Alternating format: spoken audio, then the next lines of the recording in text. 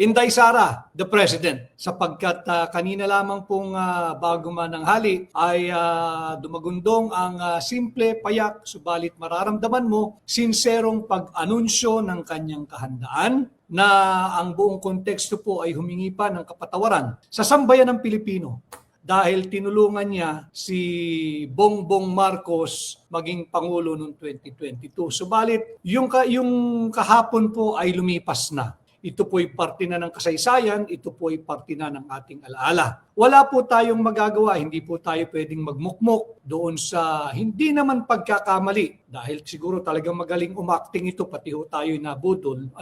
Imagine niyo 6 na taon kong binalikat yung laban at to find out much later on na ang layunin pala ay budulin ng Pilipino. Subalit, ito na ho tayo, nagpahayag si Vice President Inday Sara Duterte na atin pong itatama ang kaunting pagkukulang. Natulong ho siya sa isang taong not deserving to be the President.